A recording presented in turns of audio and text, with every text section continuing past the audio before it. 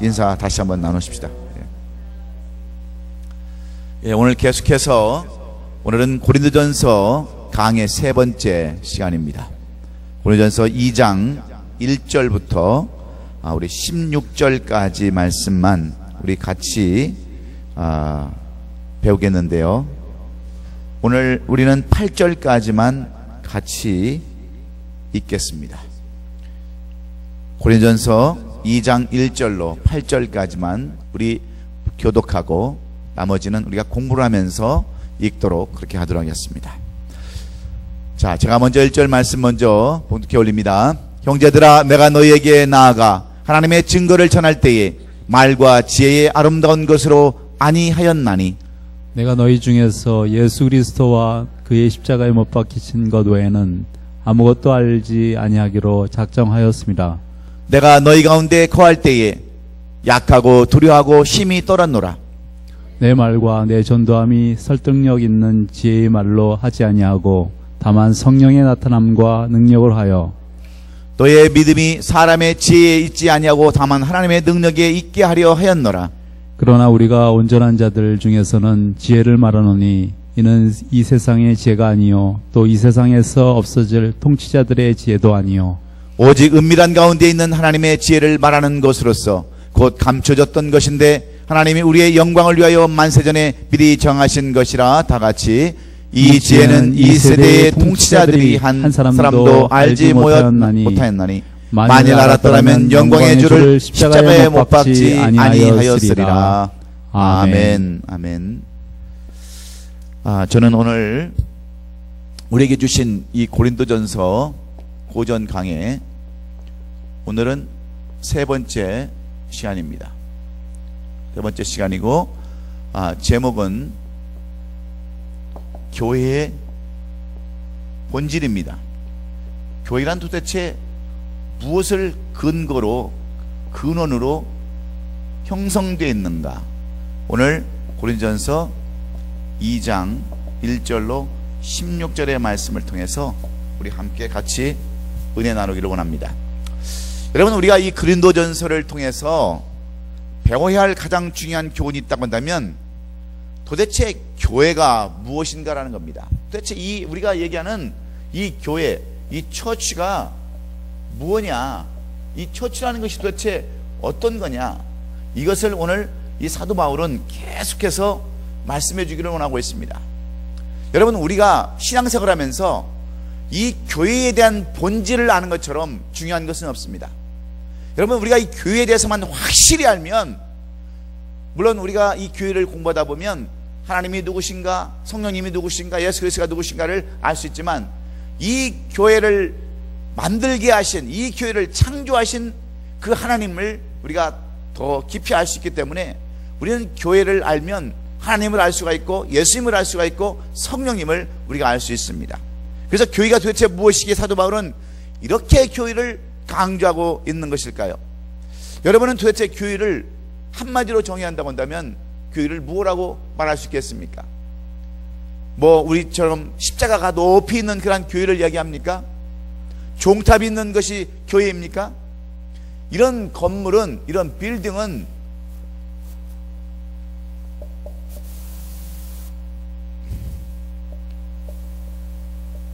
빌딩은 교회가 아닙니다.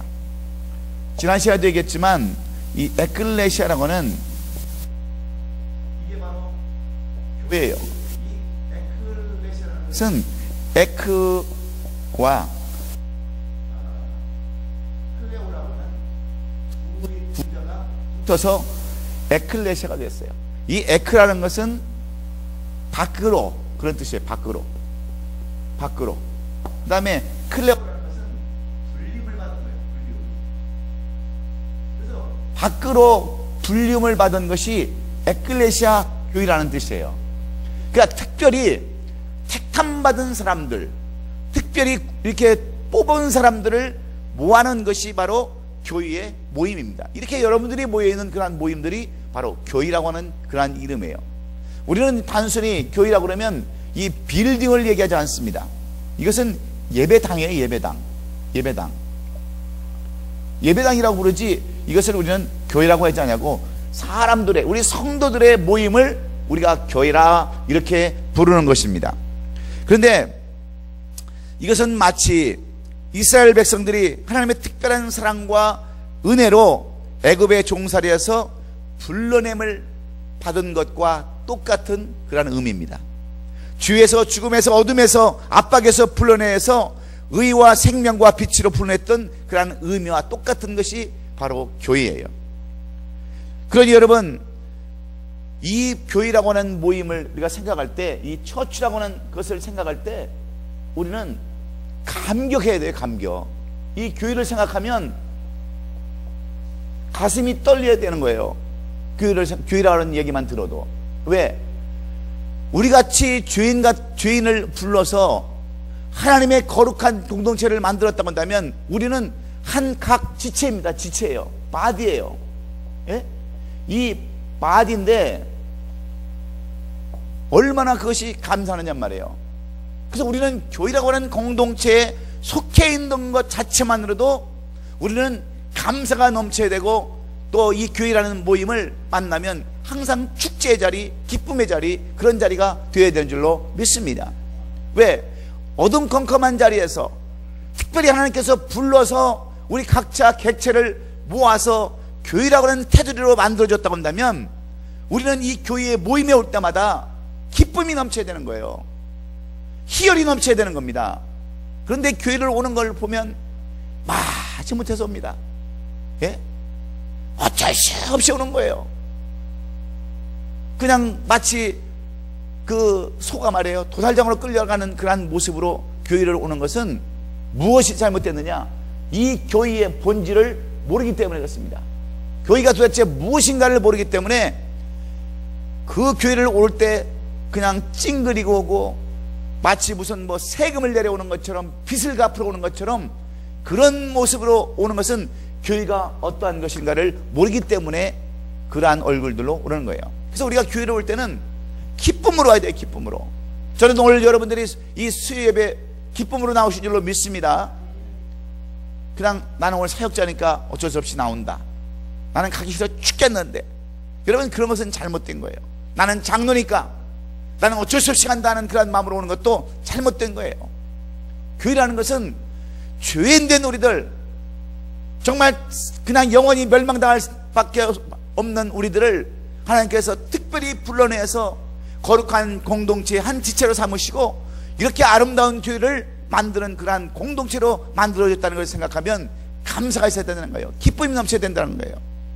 이런 것이 없으니까, 모르니까 여러분 교회 나올 때 인상 쓰고 그런 삶을 살 수밖에 없는 것입니다. 그래서 교회의 본질을 알지 못하니까 오늘날 교회가 위기를 맞는 겁니다. 여러분, 많은 사람들이 교회를 떠나는 이유가 있어요. 교회를 등지는 이유가 있어요. 등지는 이유가. 네? 등지는 이유. 거기에는 대부분 무엇이냐면 이기적인 자기 개인적인, 예? 개인적인 욕구를 충족시키지 못하면 대부분 교회를 떠납니다. 자기의 개인적인 욕구, 자기의 개인적인 그러한 것들을 충족시키지 못하면 사람들이 떠나요. 대부분 그렇습니다. 여러분, 교회가 물론 여러 가지 폐단도 많이 있겠죠. 무슨 잘못된 목회자의 어떤 비리나 아니면 교회의 어떤 잘못된 것들이나 이단적인 그런 것도 있지만, 정말 진정한 교회를 다닌다고 한다면 이런 이기적인 욕구 때문에 떠나는 사람들이 가장 많습니다. 자기의 욕심 때문에 교회를 다니는 사람들이 많다고 하는 거예요. 그것은 교회의 본질에 맞지 않은 것입니다. 교회의 본질에 맞지 않는 거예요. 그래서 우리가 지난 시간에 1장을 공부하면서 이 고린도 교회가 분쟁에 휘말렸던 중요한 두 가지 원인을 우리가 살펴봤어요. 여러분, 고린도 교회는 왜 분열이 있다고 그랬습니까? 무엇 때문에 분열이 있다고 그랬어요? 첫 번째는 그들의 뭐예요? 소속감. 이 소속감 때문에 그들은 교회를 소위가 분열을 일으켰다고 그랬어요. 어디든지 속해야 된다는 거예요. 속해야 되는 거. 어떤 무리 가운데 속해야 그것이 안전하고 자기를 뒷받침해 줄 수 있다라고 그들은 그렇게 생각을 했습니다.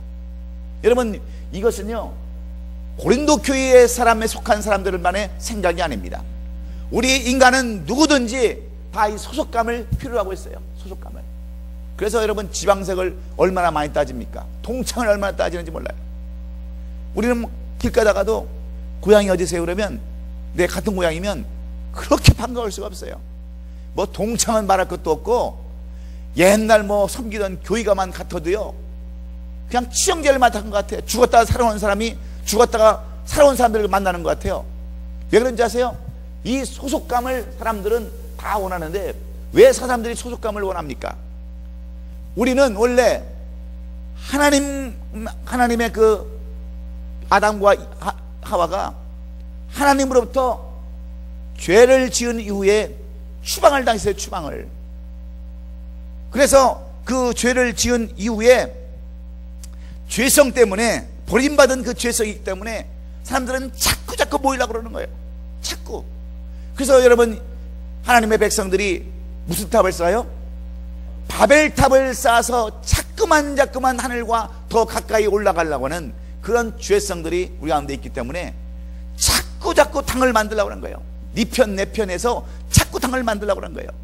이 소속감 때문에 이 고린도 교회는 분열하기 시작했습니다. 그래서 파가 몇 파가 있었어요? 고린도 교회에만 4파가 있었어요. 4파가. 첫째는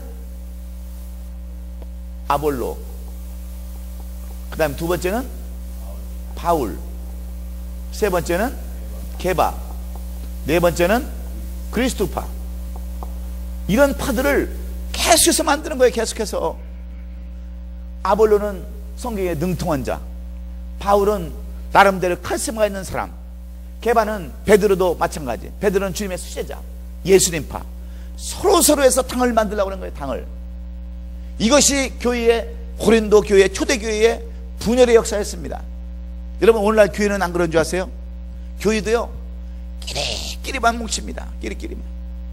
우리 교회는 그런 교회가 아니지만, 조금만 여러분 다른 교회 눈을 돌아보면요, 어떤 데는 의사들만 모이는 교회가 있어요. 어떤 교회는 그 간호사들만 또 모이는 교회가 있어요. 예? 물론 좋죠. 근데 이 사람들은 다 무엇 때문에 모이는 줄 아세요? 전부 다 이기적인, 개인적인 것 때문에 만납니다. 개인적인. 의사들도 마찬가지.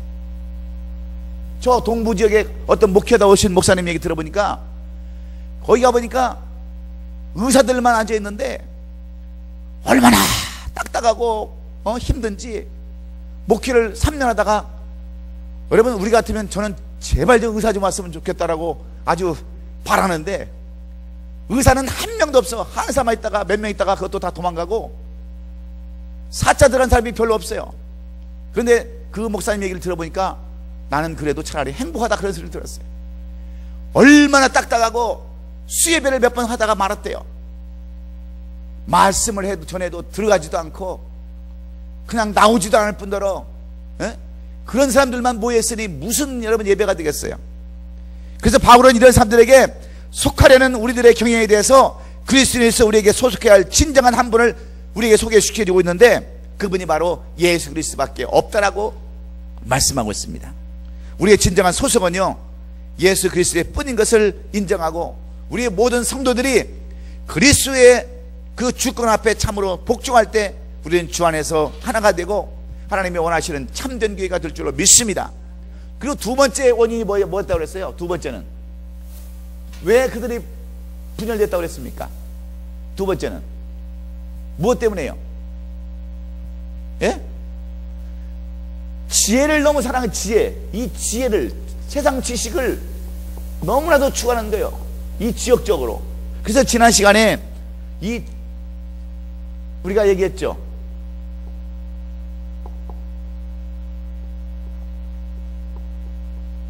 이게 뭐예요? 필로소피. 예? 필로는 뭐라고 그랬어요? 필로는 지혜, 소피는 사랑. 예. 얼마나 이 사람들이 지혜를 사랑했는지, 그 아테네나 그리스 같은 데서는 유명한 철학자들이 이 고린도 교회를 중심으로 해서 많이 일어났어요. 이 사람들은 지혜도 하나님이 주시는 지혜가 아니라 세상 지식입니다. 세상 지식. 이 세상 지식을, 세상 지혜를 너무너무 사랑했어요. 너무너무 사랑했어요. 그래서 하나님의 지혜가 아니라 세상 지혜를 너무너무 사랑해서 이런 사람들은 웬만한 것, 다른 것은 받아들이지 않았습니다. 그리고 과학적으로 인정되지 않는 것은 받아들이지 않았어요. 이 사람들은. 그래서 데카르트나 소크라테스 같은 사람들은, 소크라테스는 뭐라고 얘기했어요? 그 유명한 말, 내 자신은 알라. 이 전부 다 알라예요. 알라. 예? 내 자신은 알라. 알라. 소크라테스는 내 자신은 알라 그랬고, 데카르트는 뭐라고 하는지 알았어요? 내가 안다. 고로 믿는다. 알기 때문에 믿는다는 거예요. 믿지 않으면, 모르면 안 믿는다는 겁니다. 이 아는 거에 대해서, 지식에 대해서 너무너무 여러분 그들은 자랑거리를 갖고 있었어요. 이 사람들의 그 상황에 따라서, 그 지역에 따른 여건 때문에 이들은 지혜를 너무 사랑하다 보니까 그들이 어떻게 예수 그리스도를 믿을 수 있겠어요? 그들이 어떻게 동정녀의 탄생을 이해를 할 수 있겠어요? 여러분, 처녀가 애를 낳았다는데 이 철학적인 지식으로 그게 해석이 됩니까? 되겠어요? 사람이 죽었는데 완전히 다 죽어서 시체를 다 확인을 하고 이미 운명하셨다고 했는데 살아났다고 하는 것을 여러분 철학적으로 어떻게 증명할 수 있겠어요? 세상 지식으로 어떻게 이것을 증명하겠느냐고요. 그러니까 이것을 믿을 수가 없는 거예요. 믿을 수가. 그래서 이것을 사도 바울은 개탄하면서요 뭐라고 그랬냐면, 그 1장 18절에서 십자가의 도가 멸망하는 자들에게는 미련한 것이요 구원을 받는 우리에게는 하나님의 능력이라 그랬습니다. 이 십자가의 도를 그 아무리 전해도, 이 십자가의 도를 그 아무리 전해도 이 미련한 세상을 지식 가지고는 이것이 이해가 될 수가 없는 거예요. 십자가의 도가. 근데 믿는 우리에게는 이 십자가의 도가 뭐라고요? 능력이라서 능력. 이게 얼마나 중요한지 모릅니다. 이 세상 그 어떤 지혜나 지식보다도 예수 그리스도의 복음이 참구원의 지혜라는 것을 지적해주고 있는 말씀입니다.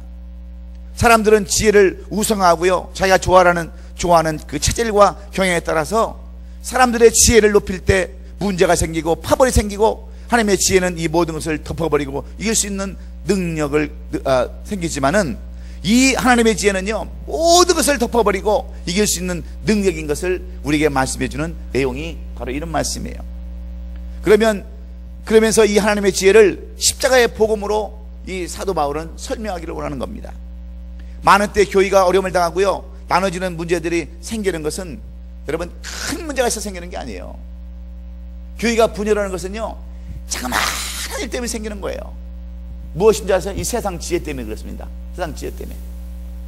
어느 교회는 피아노를 한 대 샀는데 피아노를 강대상에 올려놓느냐 안 올려놓느냐, 그거 가지고 싸웠대요. 꽃을 놓아야 되는데 왼편에 놓느냐 오른편에 놓느냐, 이걸 가지고 싸우는 거예요. 여전교회에서는요 오늘 국밥을 하느냐 찌개를 끓이느냐, 이거 가지고 싸우는 거예요. 네? 교회가. 여러분, 그런 일들이 우리 하나님의 이 그리스도의 십자가와 무슨 상관이 있습니까? 예수님과 이 교회와 무슨 상관이 있어요? 전부 다 이 세상 지식, 이 세상의 생각을 가지고 들어오니까 문제가 생기는 거예요. 아니 여러분, 피아노가 왼쪽에 있으면 어떻고 오른쪽에 있으면 어떻고 강대상에 올라왔으면 어떻고 저 뒤에다 놓으면 어때요? 예배만 드리면 되지. 저게 무슨 그리스도입니까? 저게? 근데 사람들은 전부 다 세상 지혜를 가지고 뭐 강대상에 올라가는 것은 안 된다는 거예요. 성경에 어디에 강대상에 올라가지 말라는 법이 있어요? 신발씩 올라가지 말라는 법이 어디 있어요? 제가 옛날에도 얘기했잖아요. 저 여수에 부흥회를 갔는데 우리는 이렇게 그냥 신발 신고 올라가서 예배 드리잖아요. 근데 그 권사님 한 분이 좀 일찍 얘기해줬으면 제가 신발을 벗고 올라갔을 텐데, 다 예배가 그 3박 4일 부흥회가 끝났는데도 이 권사님이 은혜를 못 받았대요. 왜? 이 권사님은 강대상 담당이에요. 맨날 걸레로 이 강대상을 얼마나 깨끗이 닦았는지, 그것도 양초질해 가면서 닦았어요. 그걸 갖다 내 신발 벗고 그냥 올라갔으니, 신발 신고 올라갔으니 이 권사님이 은혜가 됐겠어요? 목사님이 그러시더라고. 우리 권사님이 은혜를 하나도 못 받았대요. 그래서 왜 그랬습니까? 그랬더니 목사님이 신발을 신고 가서 그랬대요.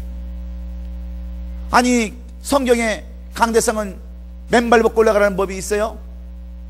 저는 미국에 살아가지고 그걸 몰랐어요. 그래서 나중에 사람들이 왜 쓰리바를 여기다 갖다 놓는가, 그걸 그때 알았어요. 아니, 쓰리바 신고 가면 더 은혜가 있고 구두 신고 가면 은혜가 없습니까? 이게 얼마나 지식적인 그런 생각이에요. 그게 우리는 교회라는 이 본질을 너무너무 모르기 때문에 그렇습니다. 이 교회라는 본질을. 그래서 우리는 이 자리에 나온 우리 성도님들은요, 이 교회가 무엇인가를 분명히 알아야 돼요. 분명히. 하나님이 제일 싫어하는 것이 뭐냐면 하나님이 세우신 교회를 무너뜨리는 것입니다. 깨뜨려버리는 거예요. 이러한 우리의 공동체를 와해시키는 거예요. 피값으로 사신 공동체입니다. 그래서 하나님이, 저는 나중에 심판할 때 가장 큰 형벌은 하나님의 공동체를 무너뜨리는 사람들이 가장 큰 심판을 받을 거라고 저는 그렇게 생각을 해요. 물론 사람이니까, 죄인이니까 다른 죄도 질 수 있어요. 뭐 간음도 하고 때로는 도둑질도 하고 거짓말도 하고 많은 걸 할 수 있어요. 그러나 하나님께서는 성령을 소멸하는 죄, 성령을 거슬리는 죄는 어떻게 한다고요? 용서함 받지 못한다고, 용서함 받지 못한다고 그랬어요. 다른 건 용서받을 수 있어요. 이것은 성령이 안 하시는 일, 이 교회를 세우시는 일에 여러분 반대하는 사람은 절대로 사함을 받지 못한다라고 성경은 그렇게 기록되어 있습니다. 그러면서 여러분, 오늘 이 작은 일, 조그마한 일 가지고 이렇게 교회가 분열되고 어려운 일을 당했던 이 고린도 교회를 우리에게 오늘 소개하면서 복음에서 이 교회는 출발해야 한다는 것을 말씀하고 있습니다. 그래서 오늘 본문 2장에 와서는 사도 바울은 이 복음의 성격, 이 교회의 본질을 우리에게 집중적으로 설명해 주기를 원하고 있습니다. 교회의 존재의 목적은 왜 있느냐? 여러분, 교회가 왜 있어요? 우리끼리 그냥 심심하니까, 우리 이민생활에 심심하니까 우리끼리 모여서 그냥 모여서 사치기나 하고 놀고 우리끼리 즐기고 그러려고 우리가 여러분 교회를 형성하고 있습니까? 우리가 교회를 형성하는 이유는, 교회의 모임을 갖는 것은 결국 누구를 위해서 하는 거예요? 하나님의 영광을 위해서 우리가 이렇게 모여서 하나님 앞에 예배하고 경배하기 위해서 이런 공동체를 우리가 만들고 있는 것입니다. 그런데 이 교회를 세우신 하나님의 본질은 뭐냐면 예수 그리스도의 복음이에요. 복음. 이 복음은 굿뉴스예요. 굿뉴스. 굿뉴스. 네? 좋은 소식이에요. 좋은 소식. 이 좋은 소식을 우리가 전하고 좋은 소식을 듣고 좋은 소식을 나누기 위해서 우리가 이렇게 모임을 갖는 겁니다. 그러면 이 2장 전체를 우리가 세 부분으로 나눠가지고 이러한 분열 가운데서 소속감 때문에 또는 세상적인 지식 때문에 고린도 교회가 나눠지고 분열한 가운데 있었지만, 오늘 우리가 이 고린도전서를, 고린도 2장을 세 부분으로 나눠서 우리가 살펴보면, 교회의 본질을 살펴보면 무엇인가? 첫째는요, 이 교회의 본질이 뭐냐? 교회의 본질은 순종을 의미하고 있습니다. 교회의 본질은 제일 먼저 뭘 의미하냐면 예수를 의미하고 있습니다. 이 교회의 머리가 되시는 분은 누구예요? 예수님이십니다. 근데 예수님의 본질은 뭐냐? 결국 교회의 머리라면 여러분, 예수님은 우리 교회와 같은 위치에 있는 것입니다. 교회의 머리 위에 있는 거예요. 그러면 이 예수님께서 우리에게 보여주신 것은 뭐냐? 바로 순종입니다. 순종이에요. 교회의 본질은 순종으로 시작되어야 돼요. 순종으로. 우리의 모임은요, 순종으로 이 모임이 시작되어야 돼요.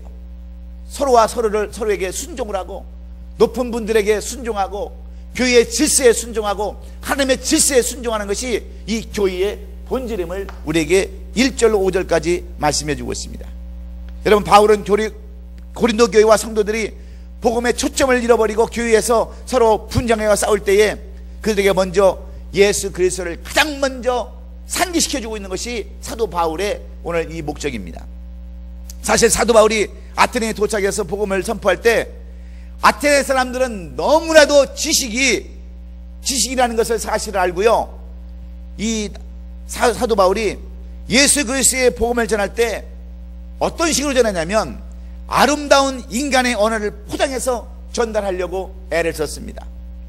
그런데 의의로 이러한 접근은 복음의 결실을 크게 거두지 못했습니다. 물론 아주 결실이 없었던 건 아니지만 2절 말씀에 보면은, 고린도서 2장 2절 오늘 말씀에 보면은 바울이 내가 너희 중에서 예수 그리스도와 그의 십자가에 못 박힌 것 위에는 아무것도 알지 아니하기로 작정하였더라고 이렇게 고백을 합니다. 여러분, 왜 이런 말을 하는 줄 아십니까? 왜 이런 말을 하고 있는 줄 아세요? 무엇 때문에 이런 말을 하고 있는 줄 아십니까? 이걸 바울은요, 무엇을 알 수 있냐면 바울은 이제야 이 복음의 초점이 어디에 맞춰져 있는가를 이 사도 바울은 알았다고 하는 겁니다. 사도 바울은 사도행전 18장에 보면요, 사도행전 18장 1절하고 4절하고 5절에 가서 보면 우리가 이 사실을 알 수가 있어요. 제가 읽어드리겠습니다. 이후에 바울이 아덴을 떠나 고린도에 이르러 한 다음에 안식일마다 바울이 휴장에서 강론하고 유대인과 헬라인을 권면하니라. 실라와 디모데가 마게도니아에서 내려오매 바울이 하나님의 말씀에 붙잡혀 유대인들에게 예수는 그리스도와 밝히 증거하니 그랬어요. 그러니까 처음에는 사도 바울도 이 예수 그리스도를 그냥 직접적으로 전하는 것이 아니라 어떻게 하면 그들로 하여금 아름다운 말로 포장을 해서 예수 그리스도를 전할까 고심하면서 그렇게 말씀을 전했다고 하는 거예요. 처음에는 예수 그리스도를 그냥 직접적으로 한 것이 아니라 그들의 지식에 맞춰서, 그들의 세상 지식에 맞춰서 예수를 포장해서 전했다는 거예요. 그러니까 나중에 그가 오늘 본문 2절에서 어떻게 고백합니까? 내가 그의 십자가에 못 박힌 것 위에는 이제는 아무것도 내가 전하지 않겠다, 이렇게 고백을 하는 것을 우리가 이 본문에서 살펴볼 수가 있습니다. 고린도에 와서 바울의 설교는요, 하나님의 말씀에 붙잡혀가지고 예수를 그리스도라는 것을 강하게 전겼다라고 이렇게 말씀해주고 있습니다. 이처럼 예수 그리스도는 누구입니까? 여러분, 예수 그리스도가 누구예요? 하나님의 아들 아니십니까? 그렇다면 사도 바울은 이 교회, 즉 거룩한 무리들의 모임의 그 본질을 갖다가 어째서 예수 그리스도로 맞추기를 원하는 줄 아십니까? 이 교회의 본질, 가장 기본적인 본질은 예수 그리스도가 가장 밑바탕이 되어야 된다는 거예요. 여러분, 그것은 맞는 이야기입니다. 교회에 예수가 빠지면요, 여러분, 그것은 올바른 교회가 아니에요. 설교에 예수 그리스도가 빠지면 그건 설교라고 볼 수가 없는 거예요. 우리의 모임에 그리스도가 빠지면 그것은 우리의 모임이 아닙니다. 어떤 단체지요. 그래서 사도 바울은 이 교회의 가장 근본적인 본질은 누구라고요? 예수 그리스도임을 분명하게 선언하고 있습니다. 무엇 때문에 복음의 초점을 예수 그리스도에 맞추고 교회의 분열을 막고 화합하는 길이라고 설명하고 있는 줄 아십니까? 여기에 오늘 중요한 사도 바울의 교훈이 여기에 있는 겁니다. 사도 바울의 의도하는 바가 여기에 있는 겁니다. 그것이 무엇인 줄 아세요? 그것은 바로 예수님이 아까 얘기했지만 순종의 순종, 예수님의 순종. 우리는 지금 부활주의를 이제 지나서 부활주의를 3일이 되었습니다. 여러분, 예수님께서 어떻게 해서 부활의 영광에 도달할 수 있겠어요? 아버지 하나님의 뜻에 순종한 결과가 부활의 영광인 줄로 믿으시면 아멘 하십시다. 바로 그리스도는요, 이 교회의 본질은 그리스도이시고 예수님의 본질은 순종의 순종. 교회가 형성이 되려면, 아름다운 교회가 되려면 가장 먼저 중요한 것이 순종으로 나타나야 되는 거예요. 믿습니까? 순종의 반대는 뭐예요? 불순종의 불순종. 여러분, 왜 교회에 질서가 있습니까? 교회 되시는, 머리 되시는 예수가 있고, 교회를 섬기는 목사님이 있고, 그 밑에 장로님들이 있고, 권사님들이 있고, 안수집사님들이 있고, 그 옆으로는 사역자들, 목사님과 사역자들이 있고. 왜 그런 것들을 나눠서 우리가 때로는 임직도 하고요, 그렇게 해서 자꾸 이 직분을 만들어 갑니까? 무엇 때문에 그래요? 뭐 섬겨주려고? 높여주려고? 우리가 그런 직분을 만듭니까? 그런 게 아니에요. 가장 중요한 것은 질서의 하나님이신 우리 그리스도에 순종을 하기 위해서 이런 것들을 만들어가는 거예요. 그 사명을 잘 감당하면서 사명을 우리가 받들고 하나님의 말씀에 순종하기 위해서 이런 직분들을 만들고 교회를 형성해 나가는 줄로 믿습니다. 그래서 교회가 하나 되고 분쟁이 없으려면 우리는 먼저 예수 그리스도의 순종을 배워야 되는 줄로 믿습니다. 잠언서 9장 10절에 여호와를 경외하는 것이 지혜의 근본이요 거룩하신 자를 아는 것이 명철이니라 그랬습니다. 잠언 12장 2절에 가서는 겸손한 자에게 지혜가 있느니라 그랬어요. 그렇습니다. 겸손한 자에게 지혜가 있는 거예요. 여러분, 예수님은 하나님의 아들로서 아무 죄 없이 하나님의 말씀에 따라 이 땅에 육신을 입고 오셨어요. 동정녀의 몸을 빌어서 마국간 구에서 인생을 시작하셨습니다. 그리고 그 인생은 어떤 인생을 사셨습니까? 공중에 나는 새도 깃들 곳이 있고 여우도 구리 것만 인자는 머리들 곳이 없다고 하는 그런 삶을 사셨어요. 33년 동안을 오직 하나님의 말씀대로만 사셨어요. 인류의 모든 죄를 다 지시고 골고다 언덕에 달리시기까지 순종의 삶을 사셨던 것을 우리에게 그대로 보여주고 있지 않습니까? 그것이 지난 시간 우리가 부활주일날 들었던 말씀들입니다. 때로는 고통이 너무나도 힘들어서 아버지여 할 수만 있거든 이 잔을 내게서 옮기시옵소서 그렇게 기도했다가도 주여 내 뜻대로 하지 마옵소서 아버지의 뜻대로 하옵소서 하면서 기도하시다가 엘리 엘리 라마 사막다니 아버지 어찌하여 나를 버리시나이까 그렇게 또 기도하셨다가 마지막에는 베텔레스타이 다 이뤘다고 하시면서 마지막에는 십자가에서 용서의 기도를 하시고 운명하셨던 예수님을 보여주시지 않습니까? 예수님은 처음부터 끝까지 전부 다 순종의 삶을 우리에게 보여주셨어요.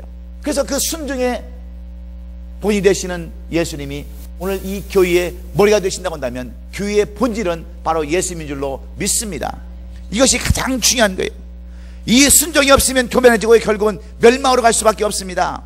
여러분, 왜 홈리와 비나스가 왜 멸망당했습니까? 사도 바울이 사울이 왜 멸망을 당했어요? 사울이 순종하지 못했기 때문에. 우리 예수 그리스도의 복음에 초점이 되고 초점이 잘못 맞춰졌고 교회의 본질을 잘못 알고 있기 때문에, 다시 말씀드리면 우리가 교회의 본질을 알지 못하기 때문에, 이 교회의 본질인 순종을 알지 못하기 때문에 교회는 날마다 갈라지고 찢어지고 분쟁하는 그런 삶을 살 수밖에 없다고 이렇게 말씀해 주고 있습니다. 제가 며칠 전에 어떤 목사님을 한번 만났는데 그 목사님이 저한테 한탄을 하시면서 신세 타령을 하시더라고요. 교회를 잘 개척해서 한 7, 80명 이렇게 잘 가고 있는데 저 토렌스에 있는 어느 교회가 쪼개져 가지고 자기를 초청을 했대요. 그래서 이제 거기 목사님으로 가시기로 했는데, 옛날에 있는 교회는 부목사한테 잘 이렇게 넘겨주려고 생각하고 이렇게 했는데, 그냥 그게 이 부목사님이 또 잘못 얘기해가지고 장로님들하고 분열이 생겼던 거예요. 오해가 생겨가지고 그 가기로 했던 그 토렌스에 있는 교회에서는 교회가 이렇게 어려움을 당하니까 목사님 그러면 없는 걸로 하십시다. 그래가지고 목사님은 가운데서 떠가지고 쪽박차 타고 그냥 근심이 잔뜩 돼가지고 오히려 나한테 한탄하더라고요. 한탄을 하죠. 여러분, 사도 바울은 오늘날 이런 교회를 향해서 바로 예수 그리스도의 순종을 배우기를 원하는 것입니다. 이 복음의 진리를 받아들이기를 원하고 있습니다. 여러분, 아직도 순종이 되지 아니하시면 예수 그리스도의 순종을 배우는 저와 여러분 되시기를 주의 이름으로 축원합니다.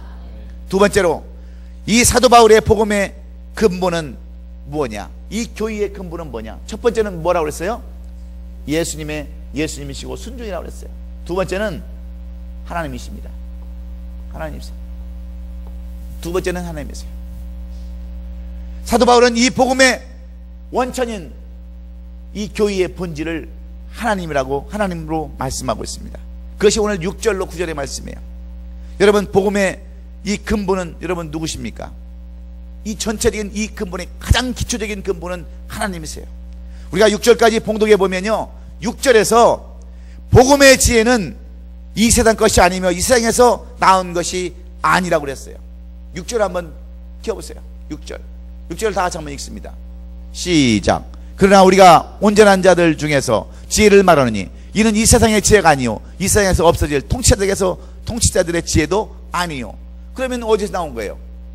하나님으로부터 나왔다는 거예요. 하나님으로부터.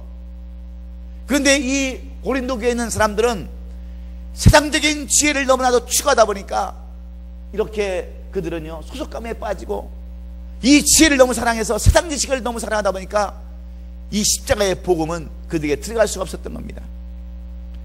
그리고 7절에 가서는 이 복음이 바로 하나님의 비밀이라고 얘기했습니다. 오직 은밀한 가운데서 있는 하나님의 지혜를 말하는 것으로서 이 답이 나오잖아요. 곧 감춰졌던 것인데 하나님이 우리의 영광을 위하여 만세전에 미리 정한 것이라 이렇게 말씀합니다. 그리고 8절에 가서는 이 세상을 알 수 없는 것, 9절에서는 당신의 사랑하는 사람들 위해서 예비하신 것이라고 말하고 있습니다. 그러므로 복음의 근본, 이 교회의 본질은 바로 하나님이라는 것을 우리에게 말씀해 주고 있습니다. 그렇다면 우리가 하나님을 가장 쉽게 표현할 수 있는 말이 여러분 무엇인 줄 아세요? 우리가 아까 예수님은요 바로 교회의 머리 되시는 순종이시라고 그랬어요. 그러면 하나님은 교회의 본질이신데, 교회의 가장 기본이신데, 우리가 하나님을 한마디로 이야기하면 우리는 하나님을 무엇이라고 말할 수 있겠어요? 그렇습니다. 교회는 사랑입니다. 하나님은 사랑이에요. 하나님은 사랑이시라고 말씀하고 있어요. 그러면 이 교회를 이끌어 가시는, 이 교회를 인도하시는 우리 하나님의 본질은 뭐냐면 사랑이라는 거예요. 사랑. 교회는요 사랑으로 하나 된다는 거예요. 교회에 사랑이 없으면요 이건 교회가 아무것도 아닙니다. 교회에 사랑이 빠지면 그것은 안고 없는 뭐예요? 찐빵이에요. 찐빵. 안고 없는 찐빵과 똑같아요. 고무줄 없는 살인마다. 예? 그런 거예요. 그런 거. 무의미한 겁니다. 무의미한 거예요. 사랑이 빠지면 교회는 아무것도 없어요. 그런데 이 지식으로, 세상 지식으로 무슨 사랑을 여러분 추구할 수 있겠어요? 소속감으로 무슨 사랑을 여러분 나타낼 수 있겠어요? 여러분 소속감도요 끼리끼리 모이는 사람들은요 자기의 이기적인 개인적인 욕구가 떠나면요 뿔뿔이 흩어집니다. 뿔뿔이 터져요. 저는 깡패들이요 뭐 피를 이렇게 잘라가지고 소주에다 타서 이렇게 먹으면서요 결석을 다진다고 그래요. 저는 그걸 잘 모르지만 깡패 세계에 있던 사람들이 얘기를 하더라고요. 그 피가름을 해서 피를 나눠 먹신다는 거예요. 그런데 깡패들 그렇게 의리를 목숨처럼 여기는 사람들도요 이 이기적인 개인적인 게 떠나면 어떻게 되는지 아세요? 뒤에 돌아서 뒤에 칼을 꼽는 거예요. 비수를 꼽는 거예요. 뒤에 돌아서 배신하는 거예요. 그래서 이 깡패 세계가 여러분 이 의리로 모든 걸 똘똘 뭉쳐서 할 수 있을 것 같지만, 뭐든지 다 할 수 있을 것 같지만 여러분 그것은 절대로 오래가지 못하는 거예요. 자기 이기적인 욕구가 떠나면요 결국은 원수가 되고 뒤에 칼 꼽을 수밖에 없는 거예요. 그런데 사랑은요 모든 것을 덮습니다. 사랑으로 끝까지 덮는 사람들은요 모든 원수까지 다 덮을 수 있어요. 믿습니까? 그래서 우리는 이 교회의 본질이 뭐냐? 교회는 사랑의 공동체를 우리가 알아야 돼요. 사랑이 없는 교회, 여러분 그것은 더 이상 교회가 아닙니다. 좀 더 힘들고 어렵고 그럴수록 우리가 하나 되어서 정말 사랑으로 기도하고 사랑으로 권면하고 사랑으로 충고할 수 있는 그런 교회가 되어야 되는 줄로 믿습니다. 어렵고 힘들면 정말 기도라도 해줄 수 있는 그런 사랑, 좀 그들을 위해서 충고할 수 있는 그런 사랑, 무언가 좀 도와줄 수 있는 그런 사랑이 이 교회의 공동체에서 필요한 거예요. 그렇지 않으면 여러분 우리가 교회를 만들 필요가 뭐가 있겠어요? 하나님이 사랑 그 자체신데 얼마나 우리를 사랑하셨으면, 우리의 이 모임을 사랑하셨으면 자기 아들 독생자를 십자가에 달리시기까지 우리를 사랑하셨겠습니까? 그런데 우리는 이 교회를 모르니까 그냥 교회는 이용해 먹는 것, 교회는 내 욕구를 채우는 것, 이런 것으로 착각하면 여러분 교회는 여러분이 잘 알지 못하는 그러한 교회라는 것을 우리가 알 수 있습니다. 그래서 우리가 너무나도 잘 아는 요한복음 3장 16절 한번 외워볼까요? 하나님이 세상을 이처럼 사랑하사 독생자를 주셨으니 이는 저를 믿는 자마다 멸망치 않고 영생을 얻게 하려 하심이라. 하나님은 사랑이다 그러셨어요. 그래서 우리로 하여금 이 교회를 통해서 우리로 하여금 영생을 얻게 하시려고 우리 고유의 공동체를 만들어 주셨다라고 그렇게 말씀하고 있습니다. 사랑하는 성도 여러분, 이것보다 더 큰 사랑이 어디 있어요? 이것보다 더 위대한 사랑이 어디 있겠습니까? 하나밖에 없는 독생자 예수까지도 십자가에 내어주신 그 사랑, 그 피값으로 구원을 이시려는 그 하나님의 사랑. 여러분, 말이 쉬워서 사랑이지 누가 이 사랑을 실천할 수 있겠어요?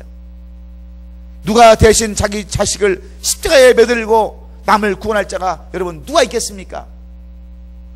그런데 하나님이 세우신 그 교회가 바로 예수님을 십자가에 달리시고 세우신 교회가 바로 우리들의 공동체라는 것을 알면 우리는 이 공동체를 어떻게 이어나가야 되겠습니까? 어떻게 형성해 나가야 되겠어요?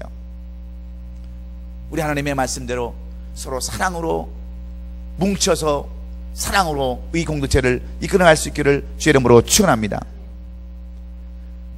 한마디로 여러분, 이 교회는요, 고린도전서 13장에 있는 그 사랑장에 보면 사랑은 오래 참고 사랑은 온유하며 특이한 자가 되지 아니하며 사랑은 자랑하지 아니하며 교만하지 아니하며 무례히 행치하지 아니하며 자기 유익을 굳지 아니하며 성내지 아니하며 악한 것을 생각하지 아니하며 불의를 기뻐하지 아니하며 진리와 함께 기뻐하고 모든 것을 참으며 모든 것을 믿으며 모든 것을 바라며 견디리라 그랬습니다.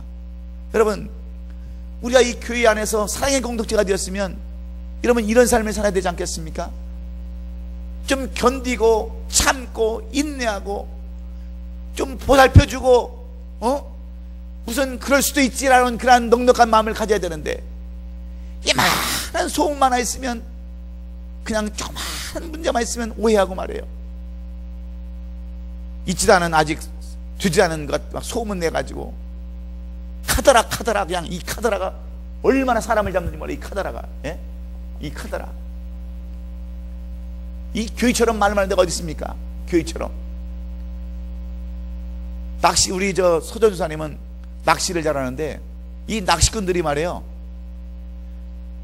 그냥 미꾸라지를 잡으면 몇 사람만 가서 저쪽 가서 앉아있는 낚시꾼들은요 저쪽에서 이만한 뱀장을 잡았다고 그런 거예요. 이만한 뱀장. 얼마나 사람들이 입이 그렇게 옮겨다니면서 그렇게 변화가 됐는지 말이에요. 그렇지 않습니까?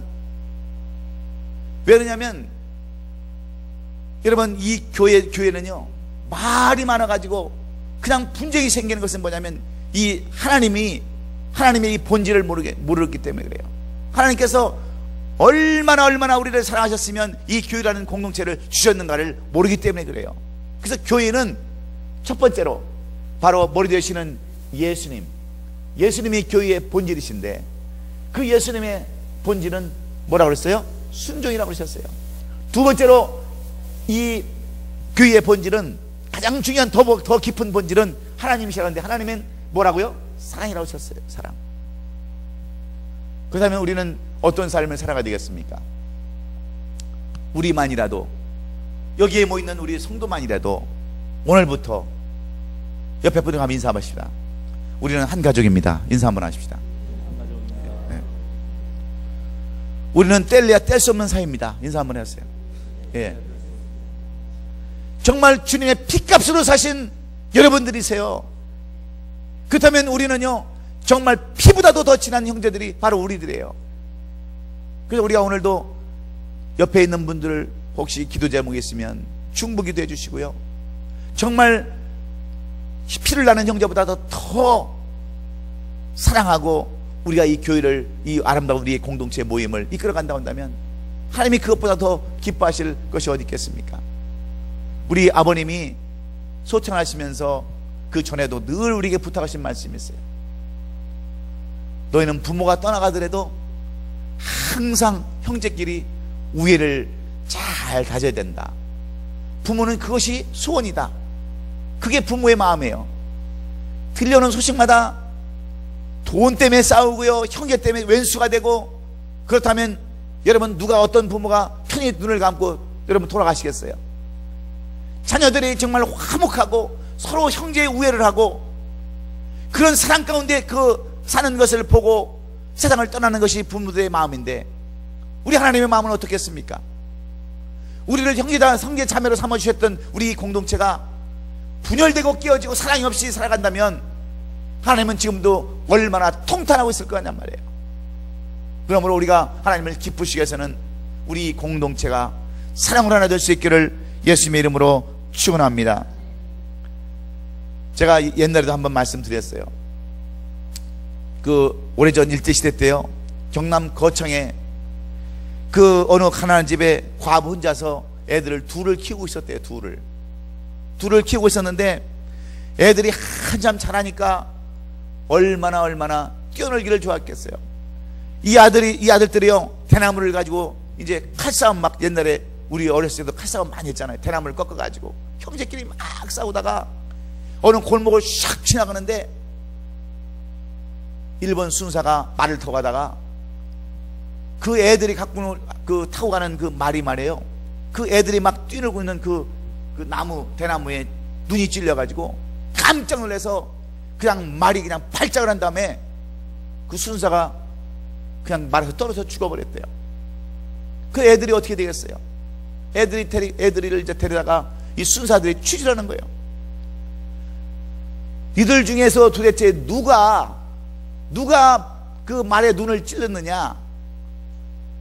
큰 놈한테 얘기하면 작은 놈이 큰 놈이 물어보면 내가 그랬다 그러고, 작은 놈한테 물어보면 내가 그랬다 그러고, 분명히 두 놈이 찔르지 않고 한 놈이 찔러서 죽었는데 이 순사는 죽어버리고 말은 말을 못하고 증인은 둘밖에 없는데 누가 그랬냐고 그러니까 형은 자기가 그랬다 그러고 동생은 자기가 그랬다고 할 수 없이 엄마를 불렀어요. 당신 같으면 누구를 감옥에 보내는 게 낫겠느냐고 그렇게 얘기했어요. 그럼 엄마가 뭐라고 대답했겠어요? 예? 큰 놈은 그래도 나이가 좀 더 먹었으니까 큰 놈을 보내야 되겠죠. 그렇게 했을까요? 엄마가 이렇게 얘기하는 거예요. 순사날이 우리 큰아들은요 사실 제 아들이 아니에요. 내가 이 집에 시집을 와서 옛날에 이 집에 오니까 이 아들이 하나 있는 것을 그 남편이 먼저 전 남편이 죽어가지고 그 난 아들이고 이 아들이 내가 난 아들이에요. 그러니 큰아들을 어떻게 보내겠어요? 차라리 내가 난 아들이 잘못했다고 생각하고 내 아들을 대신 벌을 주세요. 어머니가 그렇게 얘기를 했어요. 그러니까 순사도 여러분 사람이라는 것은 양심이라는 게 있는 거예요. 지금 이 두 놈을 놓고 한 놈을 지금 올가면서 집어넣어야 되는데 이렇게 서로 자기가 잘못했다고 그러니까 순사가 감동을 먹고 있었는데 어머니마저 그렇게 얘기를 하니까 그걸 어떻게 처리한 줄 아세요? 놀다가 그냥 말이 놀라가지고 순사가 그냥 낙방에서 떨어져 죽었다라고 혐의 없음 그래가지고 끝냈다는 거예요. 이게 여러분 사랑 얘기입니다. 사랑 얘기예요. 여러분 우리는 그런 삶을 살아갈 수 있어요? 여러분들은 그런 삶을 살아갈 수 있습니까? 우리는 유리 하나만 깨져도 그냥 그걸 막 누가 했는가 혈안이 돼가지고 김 집사가 했을 거야, 박 집사가 했을 거야, 아니면 김 집사 아들이 했을 거야. 틀림없이 박 집사 그놈 아들이 임 목사 아들이 틀림없이 그랬을 거야 하고 우리는 막 화살을 쏠 거야. 화살을 쏠 거야. 여러분 그것은 사랑이 아닙니다. 그것은 사랑이 아니고 뭐예요? 증오예요. 증오. 교회가 이런 사랑으로 하나가 될 때에 놀라운 역사가 임하는 줄로 믿습니다. 여러분 사랑은 모든 허물을 다 덮는 거예요. 여러분 세상에 죄 안 던진 사람이 누가 있어요? 허물 없는 사람이 누가 있어요? 우리 남가지고 부흥교회 성도들만큼은 사랑으로 하나 되는 우리 교회가 될 수 있기를 저는 간절히 바라요. 저도 허물이 많습니다. 네? 저도 허물이 많고요, 죄도 많고 점도 많아요.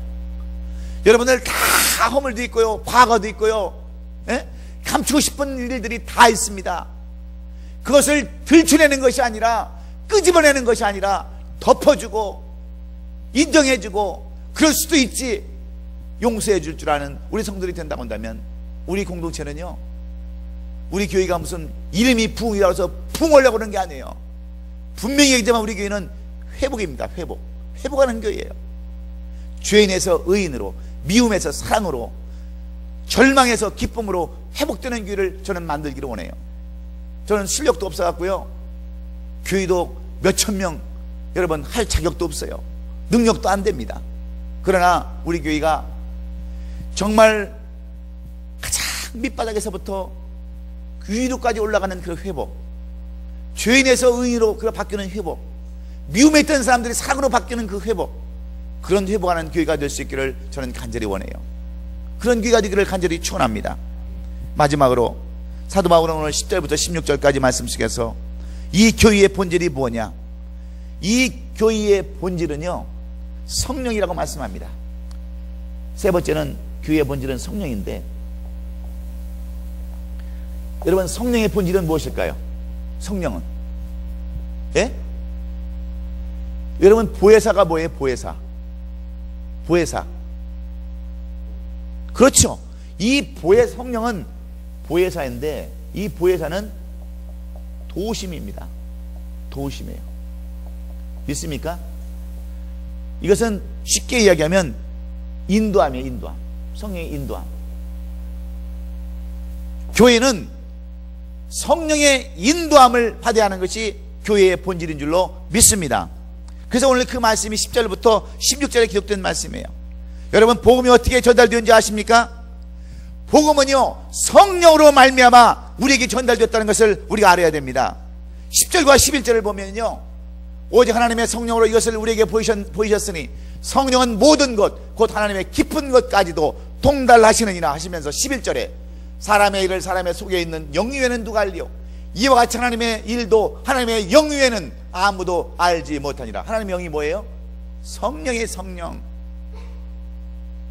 그리고 여러분 13절에 가서는, 12절에 가서는 우리가 성령의 영을 받지 아니하고 오직 하나님의 영으로부터 하나님으로부터 영을 받았으니 이는 우리가 하여금 하나님께서 우리에게 은혜로 주신 것들을 알게 하려 함이니라. 교회는요 이 복음의 주체인데, 이 복음의 주체는 성령이고 성령은 우리로 하여금 도심을 주신다는 거예요. 교회는 누가 이끌어가요? 성령님이 이끌어가시는 거예요. 성령님이 이끌어가시는 거예요. 여러분 우리가 남들을 전도할 때 여러분들이 그 많은 미사옥으로 우리 하나님을 소개한다 할지라도 그 말씀 속에 성령이 역사하지 않으면요 그 사람은 변화되지 않습니다. 여러분 어떻게 그 강팍한 마음에서 예수를 영접할 수 있겠어요? 성령이 역사를 해야 되는 거예요. 교회의 부흥도요 성령의 역사가 있어야 되는 거예요. 아무리 사람이 노력하고 아무리 사람들이 애쓴다 할지라도 교회의 모든 것들은 하나님 성령님께서 여러분 인도하시는 줄로 우리는 믿습니다. 그래서 때가 되면 성령님께서 채워주시기도 하고요, 때로는 쫓아나시기도 하고 갈라놓기도 하시지만 우리는 분명히 이 교회는 이 교회의 본질은 성령께서 인도하신다고 하는 것을 분명히 깨달을 때 은혜가 되는 줄로 믿습니다. 여러분 하나님의 사정, 하나님의 마음, 하나님의 지혜, 하나님의 생각을, 하나님의 계획을 가장 잘 아시는 분이 누구시라고요? 성령님이라는 성령님. 10절에 보면 오직 성령이, 하나님의 성령이 이것을 우리에게 보이셨다라고 말씀하고 있는 이유가 바로 그것입니다. 복음은 성령으로 말미암아 우리에게 보여진 것, 즉 계시된 것이라고 말씀해주고 있습니다. 그리고 그 계시된 것뿐만 아니라 12절 13절에 가보면 영감으로 이것을 주셨다라고 말씀하고 있어요. 그런데 14절로 16절에 보면 어떤 말씀이 기록되는지 아십니까? 다 같이 읽습니다. 시작. 육에 속한 사람은 하나님의 성령의 일들을 받지 아니하나니 이는 그것들이 그에게는 어리석게 보이며 또 그는 그것들을 알 수 없나니 그러한 일은 영적으로 분별되기 때문이라. 15절. 성령과 신령한 자는 그 모든 것을 판단하나 자기는 아무에게도 판단을 받지 아니하느니라. 누가 주의 마음을 알아서 주를 가르치겠느냐? 그러나 우리가 그리스도의 마음을 가졌느니라 그랬습니다. 이 말씀은 곧 성령의 도움이 없이는 우리가 절대로 이 교회에 대해서도 알지 못하고 하나님께서 우리에게 주시는 이 복음도 알 수 없다고 하는 거예요. 이 성령의 인도하심을 받아야 된다고 하는 그러한 말씀입니다. 육에 속한 사람은 성령에 상관없는 없는 불신자는요 깨달아 알 수 없다고 하는 거예요. 이 교회의 근본은 성령님의 도움 없이는 알 수 없다라고 말씀하고 있습니다. 그래서 우리가 뭘 구해야 되냐면 이 성령의 도우심을 구해야 되는 줄로 믿습니다. 아멘입니까? 여러분, 주님의 제자 베드로가 예수님과 길을 걷다가 너는 나를 누구라고 그러냐고 물어봤을 때 뭐라고 대답했어요? 그 신앙 고백은 주는 그리스도시요 살아계신 하나님의 아들이시다 그랬습니다. 그때 예수님이 무슨 말씀하셨어요? 그렇죠. 그것을 알게 하는 이는 누구라고요? 성령님이라고 말씀하고 있습니다. 그가 자기가 말한 것이 자기 속에서 지혜로 나온 것이 아니라 성령님께서 그렇게 말할 수 있는 지혜를 주셨다라고 그렇게 이야기하고 있습니다. 여러분, 왜 우리가 하나님을 알지 못하고 예수 그리스도를 알지 못하는 줄 아십니까? 왜 우리가 교회를 제대로 알지 못하는 줄 아세요? 성령의 인도하심을 받지 못해서 그래요. 근데 성령의 인도하심을 받지 못했다고 하는 것은 뭘 의미하냐면 우리가 예수 그리스도를 제대로 믿지 아니하고 하나님의 말씀대로 순종하지 아니하면 성령의 인도함을 받을 수 없어요. 강박한 사람들이 어떻게 성령을 받을 수가 있겠어요? 예? 자꾸 밀어내는데 거부하는데 어떻게 성령님이 이 안에서 우리가 작용할 수 있겠어요? 그래서 사도 바울은 고린도전서 12장 3절에서 성령이 아니고서는 예수를 주라 신할 자가 없느니라 이렇게 말씀하고 있음을 우리가 알아야 합니다. 오늘날 많은 교회가 어려움을 당하고요, 신을 당하는 것은 아직도 성령의 인도하심을 받지 못한 무리들이 있어서 그래요. 무리들이. 그래서 교회를 어지럽히는 사람들은요 성령을 받지 않은 사람들이 그렇습니다. 성령을 받지 않았다는 것은 어떻게 보면 사탄의 조정을 받는다는 것 똑같아요. 여러분들은 정말 성령의 인도하심을 받는 우리 성도들에게 되기를 주의 이름으로 축원합니다. 어느 길에 서기를 원하세요? 사탄의 영을 받아서 사탄의 종로를 사기를 원하세요? 아니면 성령의 인도함을 받아서 교회의 본질 되신 성령의 인도하심을 받기를 원하십니까? 여러분, 내가 교회에 대해서 조금이라도 어려움을 끼치고 교회에 대해서 조금이라도 내가 잘못하고 있다고 한다면 여러분은 성령의 인도하심을 받고 있는지 안 받고 있는지 여러분 살펴보셔야 됩니다. 교회에 대해서 할 말이 있으십니까? 교회에 대해서 뭐 어떤 잘못된 그런 마음을 갖고 계세요? 그것은 여러분 자신 한번 되돌아볼 수 있기를 주의 이름으로 축원합니다. 그래서 복음의 초점이 근본이 되시는 예수 그리스도의 순종과 복음의 근본이 되시는 우리 하나님과 하나님의 사랑과 또 복음의 이 교회의 본질이 되시는 성령님의 인도하심을 받는 여러분이 되셔서 요한복음 16장 17절 내가 너희에게 실상을 말하노니 내가 떠나는 것이 너희에게 유익이라 내가 떠나가지 않으면 보혜사가 너희에게 오지 아니하실 것이요 가면 내가 그를 너희에게 보내리니 그랬어요.